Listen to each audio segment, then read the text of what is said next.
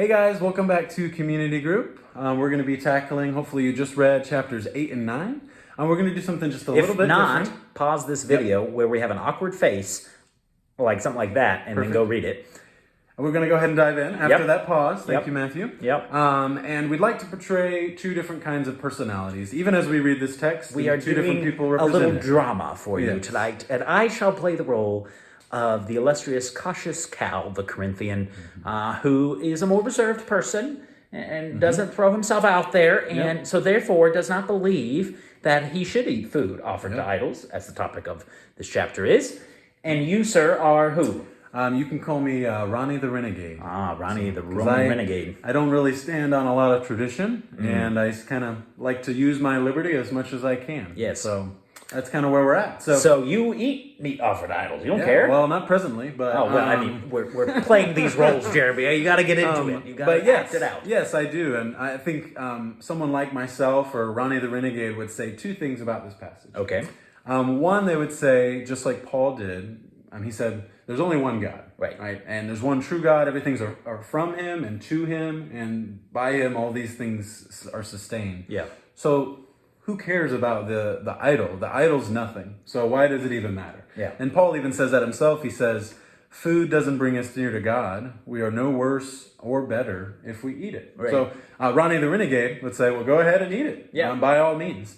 But then Paul does turn a corner. He says, be careful, however, that does not become a stumbling block to the weak. Stumbling block. I've heard that a lot, but what does it mean? I've heard that a lot too. So someone like Ronnie the Renegade would hear that, and it's just been someone trying to restrict their liberties for their whole life. Yeah.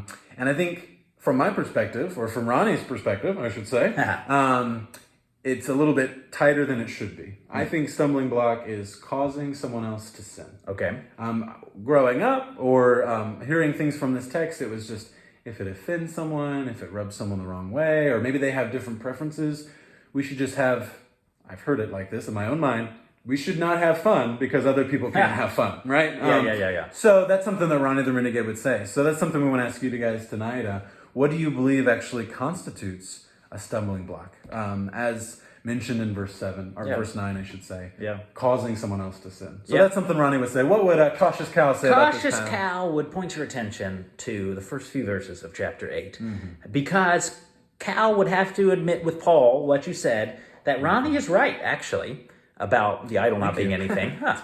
He's right. But Paul says you can actually be right and have the knowledge that's right, but actually have it in a wrong way.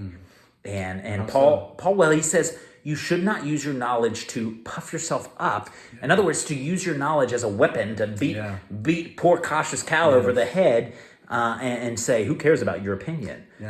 He's actually, Paul, giving some caution per my perspective to strive to love instead. And that might mean giving up your rights. And that leads to the second point in chapters 9, 1 through 23, like you read, and maybe we're a little confused. What's Paul talking about in this chapter? He's using himself as a personal example of what he talked about in chapter 8. And he's saying, I have the right, and I am right about the fact that I should get paid. But I am sacrificing that right in order to serve you, the Corinthians, to serve the church, and even to serve unbelievers, to become all things to all men, to seek to be evangelistic. And we have to wrestle through what that means and what that looks like in our context, and that should be a good discussion.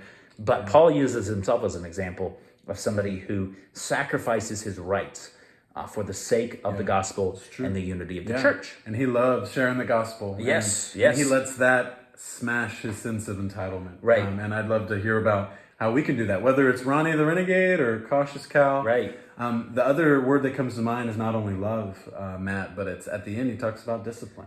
24 through 27 of chapter 9. He talks about how I don't just run in circles, right? I don't just box and beat the air. He says, but I actually discipline my body. Because just because we're free in Christ or we have our freedom, we shouldn't use that to serve ourselves. Whether you're Ronnie or whether you're Cal, you should actually be disciplined for the sake of the gospel and for the sake of the lost and for the sake of other believers. And so no matter who you are, what rises to the top is love and discipline, and it's for the gospel's sake. So I hope you guys enjoy tearing this passage apart and encouraging one another. We're excited to hear it ourselves. See y'all. Hope you have a good one.